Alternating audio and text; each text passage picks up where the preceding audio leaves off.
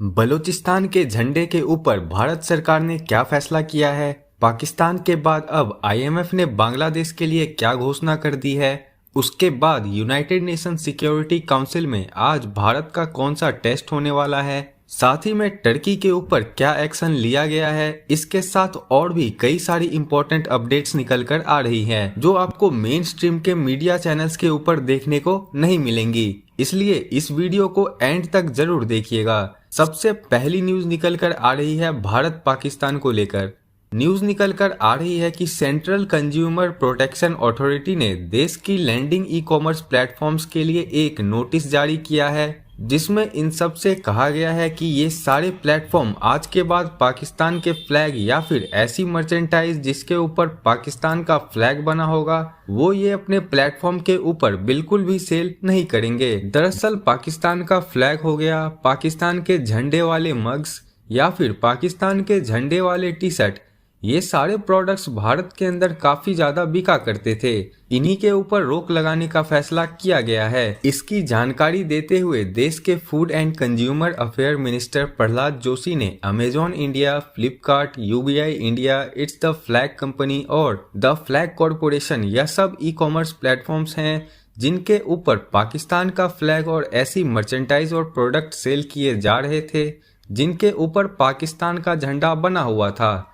Ministry ने कहा कि यह ऐसी चीजें हैं जिनको टॉलरेट बिल्कुल नहीं करेंगे और तुरंत ही पाकिस्तान के झंडे वाले इन सभी प्रोडक्ट्स को डाउन किया जाए, वरना इन सभी प्लेटफॉर्म्स के ऊपर पेनल्टी थोपी जाएगी।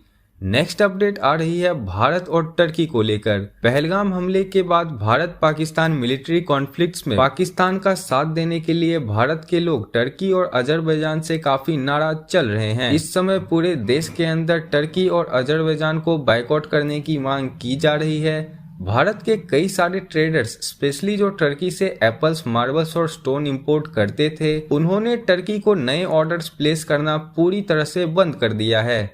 टर्की की जगह अब नए सप्लायर्स और नए देशों की ओर शिफ्ट किया जा रहा है और ऐसी न्यूज निकलकर आ रही है कि भारत से टर्की जाने वाले 50% बुकिंग्स अचानक से कैंसिल हो गए हैं। कहने का मतलब ये है कि इस समय भारत में टर्की की प्रति काफी ज्यादा नाराजगी और काफी रोष चल रहा है। इसी सेंटीमेंट का सम्मान करते हुए देश की टॉप यूनिवर्सिटीज में से एक जेएनयू यूनिवर्सिटी ने टर्की के साथ लिंक्स को खत्म करने का फैसला ले लिया है।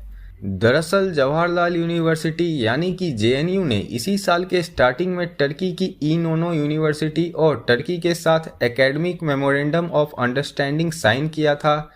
यह एग्रीमेंट इसी साल 3 फरवरी को साइन किया गया था, जो कि अगले 3 साल के लिए वैलिड था। इसमें क्रॉस कल्चरल रिसर्च और स्टूडेंट एक्सचेंज प्रोग्राम शामिल थे। लेकिन अब पिछले दिनों जेएनयू ने अनाउंस किया है कि नेशनल सिक्योरिटी को देखते हुए जेएनयू ने यह फैसला किया है कि हमने जो टर्की की इनोनो यूनिवर्सिटी के साथ एक एग्रीमेंट साइन किया था, उसको हम अगले नोटिस तक पूरी तरह से सस्पेंड करते हैं। हमारे लिए नेशन फर्स्ट है, यानी कि देश पहले है। नेक्स्ट अपडेट आ रही है आईएमएफ और बांग्लादेश को लेकर। आईएमएफ और बांग्लादेश के बीच फाइनेंशियल रिफॉर्म्स को लेकर जो नेगोशिएशंस चल रही थी, वो अब सक्सेसफुल हो गए हैं, जिसके बाद अब आईएमएफ ने बांग्लादेश को $1.3 बिलियन की ह्यूज फाइनेंशियल हेड देने का फैसला किया है। यह $1.3 बिलियन अगले महीने जून में रिलीज किए जाएंगे और आईएमएफ का कहना है कि बांग्लादेश को एक्सचेंज रेट पॉलिसी में जो रिफॉर्म्स करने के लिए रेफरेंडम्स दी गई थी, उसके लिए बांग्लादेश की सरकार मान गई है। इसी के चलते यह एड रिलीज की जा रही है। इसके साथ ही बांग्लादेश ने माइक्रो इकोनॉमिक स्टेबिलिटी को इम्प्रूव करने के लिए 762 मिलियन और मांग लिया है, जिसको लेकर आईएमएफ जल्द ही कोई डिसीजन ले सकते हैं। पहले पाकिस्तान और अब बांग्लादेश। अब सोचने वाली बात यह है कि शेख हसीना के समय आईएमएफ को बांग्लादेश की कोई चिंता नहीं थी। प्रोफेसर मोहम्मद यूनुस ने जैसे ही अमेरिका की सेना को अपने यहाँ पर कॉक्स बाजार के पास मिलिट्री ऑपरेशंस करने के लिए बेस बनाने की परमिशन दे दी, उसी के बाद से आईएमएफ, वर्ल्ड बैंक सबको अचानक से बांग्लादेश की चिंता होने लगी है। अमेरिका कॉक्स बाजार में अपना बेस बनाकर यहाँ से म्यांमार की अराकन आर्मी को सपोर्ट देने वाला है, ताकि अराकन आर्मी म्यांमार आर्मी को हराए और म्यांमार में एक डेमोक्रेटिक गवर्नमेंट सिस्टम आ जाए। क्योंकि अमेरिका को लगता है कि म्यांमार आर्मी चाइना और रशिया के इन्फ्लुएंस पर काम कर रही है। जैसे ही बांग्लादेश ने अमेरिका को एंट्री दी, उसके बाद से ही बांग्लादेश के ऊपर IMF, वर्ल्ड बैंक सभी मेहरबान हो गए हैं। यह दिखता है कि कैसे आज की डेट में IMF, वर्ल्ड बैंक और इस तरह के जो फाइनेंशियल इंस्टीट्यूशंस हैं, इनका इस्तेमाल यह बड़े बड़े देश अपने पॉलिटिकल गेन्स के लिए कर रहे हैं।